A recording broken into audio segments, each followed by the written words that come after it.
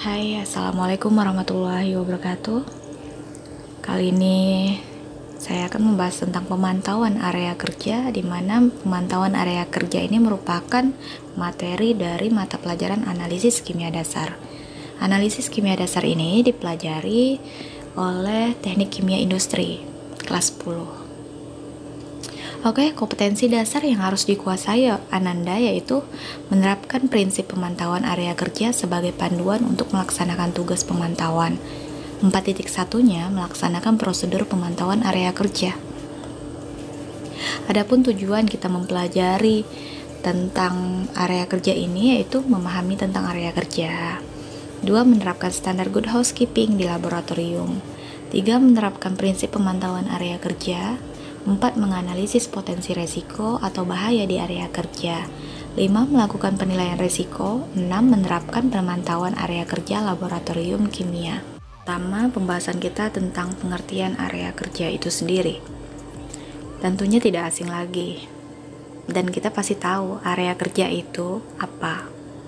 Area kerja ini merupakan tiap ruangan atau lapangan yang tertutup atau terbuka, bergerak atau tetap, di mana tenaga kerja bekerja atau yang sering dimasuki tenaga kerja untuk keperluan suatu usaha, dan di mana terdapat sumber-sumber bahaya. Ini termasuk Undang-Undang K3 Nomor 1 Tahun 1970 Pasal 1 Ayat 1. Jadi area kerja ini sama dengan tempat kerja ya. Selanjutnya lingkungan kerja. Lingkungan kerja merupakan segala sesuatu yang ada di sekitar para pekerja yang dapat mempengaruhi dirinya dalam menjalankan tugas-tugas yang dibebankan. Ini termasuk Undang-Undang K3 Nomor 1 Tahun 1970 Pasal 2. Laboratorium adalah suatu tempat yang berbentuk ruangan terbuka atau ruangan tertutup, rumah kaca, atau lingkungan lainnya yang digunakan untuk melakukan percobaan atau penelitian. Ada 5 komponen dalam siklus pengelolaan lingkungan kerja. Yang pertama, pengukuran dan pemantauan lingkungan kerja. Kedua, penilaian mengenai arti ukuran atau standar dari lingkungan kerja dan dampaknya terhadap kesehatan tenaga kerja. Yang ketiga, menetapkan sasaran dalam proses pengelolaan. 4. Menyusun rencana pengelolaan lingkungan kerja secara berkesinambungan guna mencapai sasaran yang telah diterapkan. 5. Melaksanakan kegiatan pengendalian lingkungan kerja dan kegiatan lainnya. Jadi ada 5 tentang pengelolaan lingkungan kerja: pengukuran, penilaian, penetapan, penyusunan, dan pelaksanaan.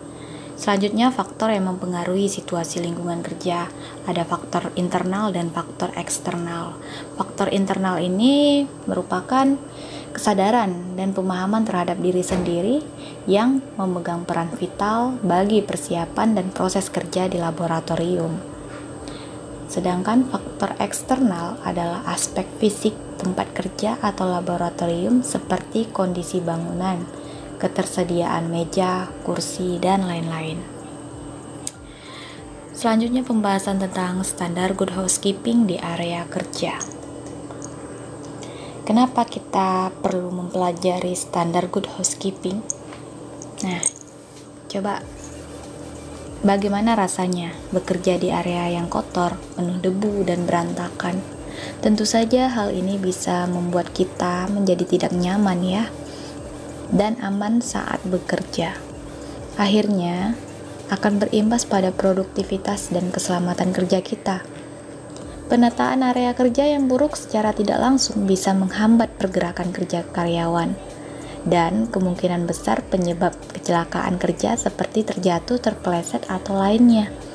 Oleh karena itu, penetapan standar good housekeeping atau penataan area kerja, housekeeping, penataan area kerja yang baik wajib ada di setiap perusahaan. Housekeeping atau tata graha merupakan bagian penting dari program keselamatan kesehatan kerja atau yang disebut dengan K3.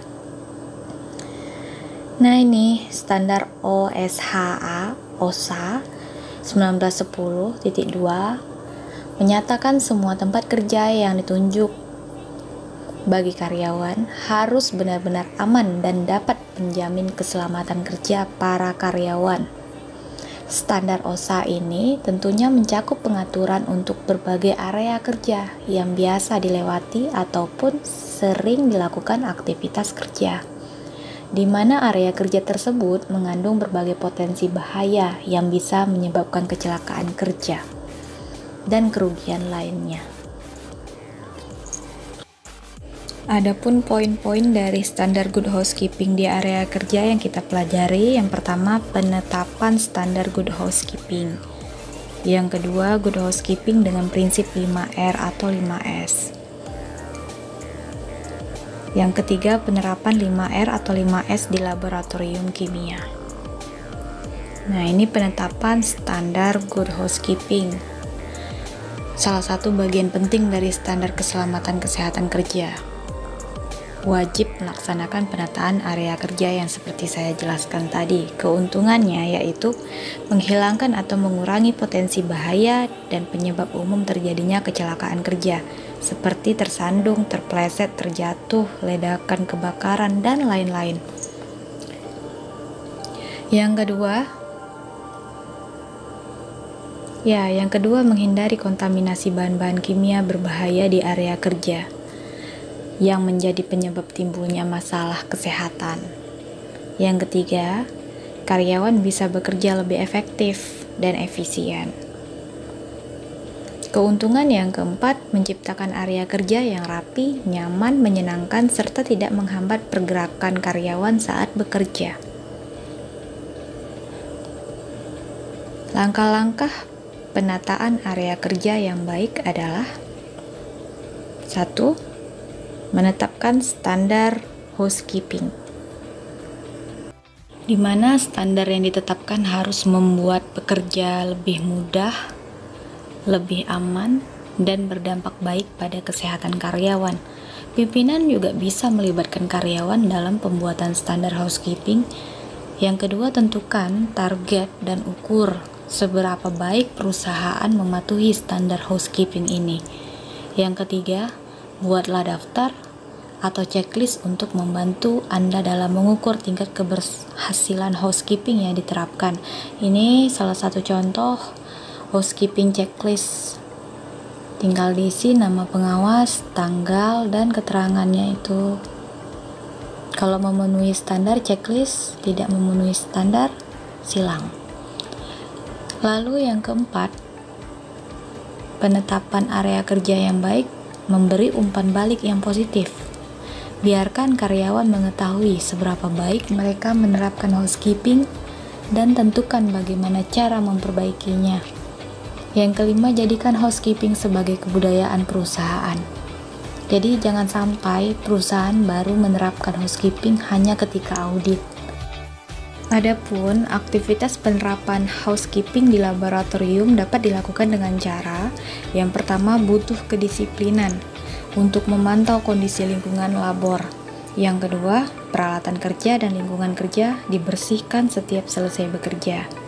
3. Melakukan serah terima kondisi tempat kerja. 4. Limbah sisa B3 ditempatkan di drum plastik dan diberi label.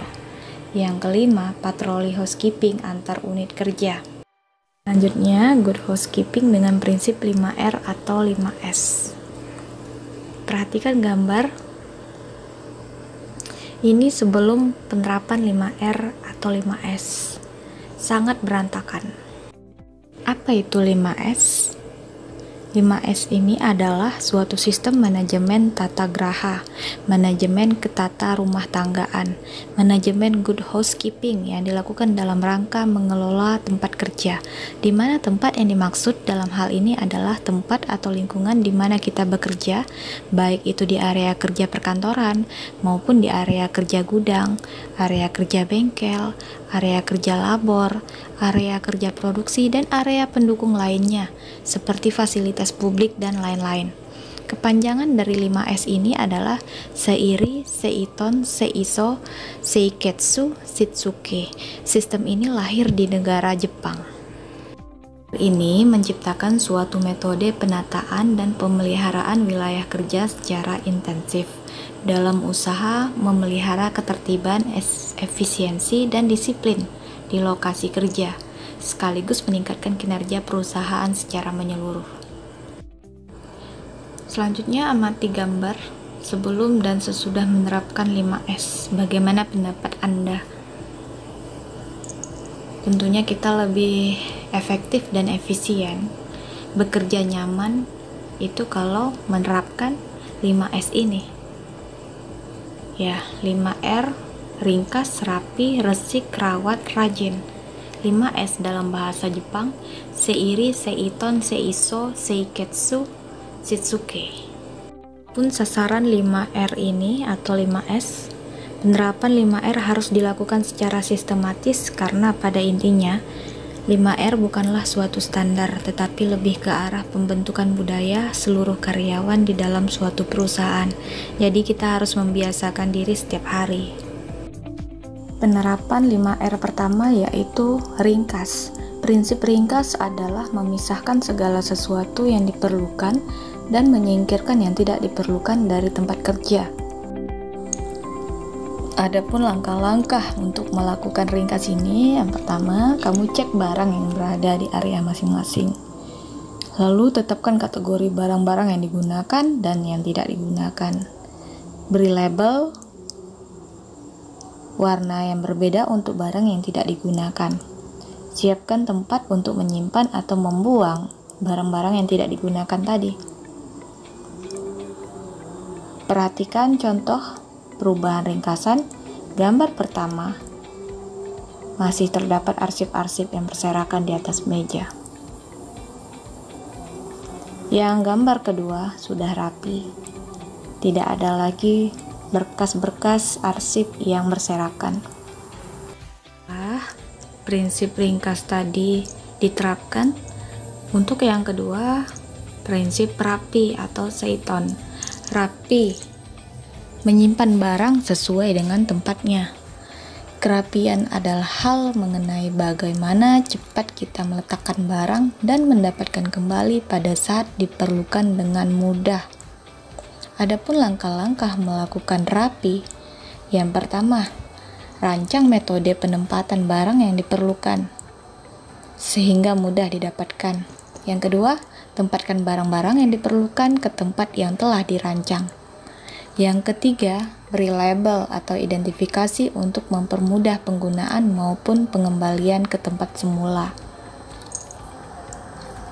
Perhatikan contoh perubahan ringkas rapi. Yang gambar pertama masih berantakan, area ini tidak ringkas. Lalu gambar kedua sudah bagus dan rapi. Terdapat label ya di masing-masing barang. Setelah menerapkan ringkas dan rapi, selanjutnya prinsip resik. Prinsip resik ini adalah membersihkan tempat atau lingkungan kerja, mesin atau peralatan, dan barang-barang agar tidak terdapat debu dan kotoran. Buat mindset area kerja adalah tanggung jawab pribadi. Hindari anggapan kebersihan adalah tanggung jawab petugas kebersihan atau OB. Adapun langkah-langkah melakukan resik, pertama, penyediaan sarana kebersihan, 2, pembersihan tempat kerja, 3, peremajaan tempat kerja, dan 4, pelestarian resik. Contoh perubahan resik, coba perhatikan gambar yang pertama, lantai kotor, kabel masih berserakan di lantai, sehingga area ini sulit dibersihkan dan mudah menimbulkan bahaya. Sedangkan gambar yang kedua, lantai bebas dari barang-barang dan kabel. Lantai lebih bersih dan mudah dibersihkan. Selanjutnya, penerapan prinsip rawat atau seiketsu. Prinsip rawat adalah mempertahankan hasil yang telah dicapai pada 3R sebelumnya dengan membakukan standarisasi. Mempertahankan ringkas, rapi, dan resik artinya memelihara lingkungan yang sudah bersih dan rapi sepanjang waktu. Maka perlu dibuat standar prosedur.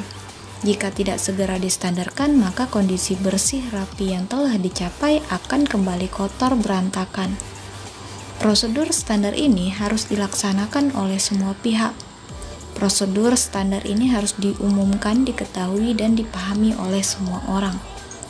Tujuan dari perawatan ini untuk menjaga kondisi atau memelihara kondisi yang sudah ditata dengan baik tetap terjaga dengan optimal dan terjadi peningkatan atas kondisinya tersebut.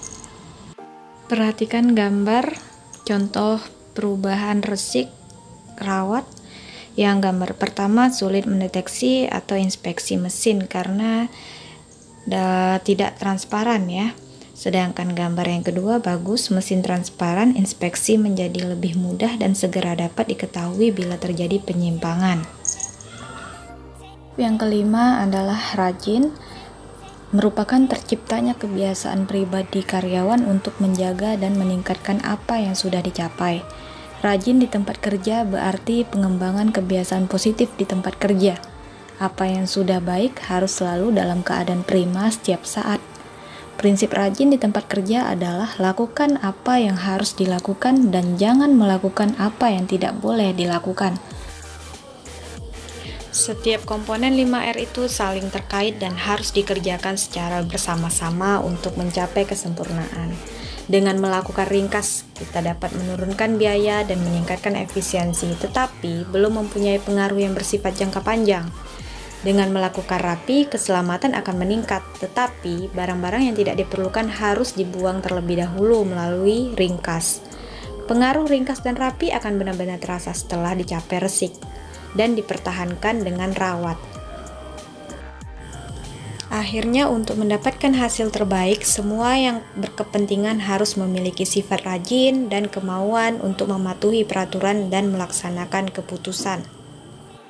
Perhatikan gambar 3 kelas manusia. Yang pertama, kelas 3, setiap orang membuang sesuatu di sekitarnya dan tidak ada yang membersihkannya. Terlihat berantakan sekali dan jorok. Gambar yang kedua, setiap orang membuang sesuatu di sekitarnya tetapi ada yang membereskan tempat tersebut. Nah, ini terlihat pada gambar office boy yang mengerjakannya, yang lain membuang sampah sembarangan. Lalu, gambar ketiga, perhatikan kelas pertama, tidak ada yang membuang sesuatu, setiap orang menjaga kebersihan tempat kerjanya. Sangat bersih sekali lingkungan kerjanya apabila masing-masing orang memiliki kesadaran. Bagaimana dengan kita? Apakah kita sudah menerapkan 5R dalam kehidupan sehari-hari, bukan hanya di tempat kerja tetapi di rumah juga? Perubahan tempat kerja akan membawa perubahan perilaku, sehingga menjadi suatu kebiasaan dan lama-kelamaan kebiasaan ini akan menjadi sikap dan akhirnya menjadi suatu budaya. Demikianlah penjelasan dari saya, semoga bermanfaat. Tunggu video selanjutnya ya. Terima kasih. Wassalamualaikum warahmatullahi wabarakatuh.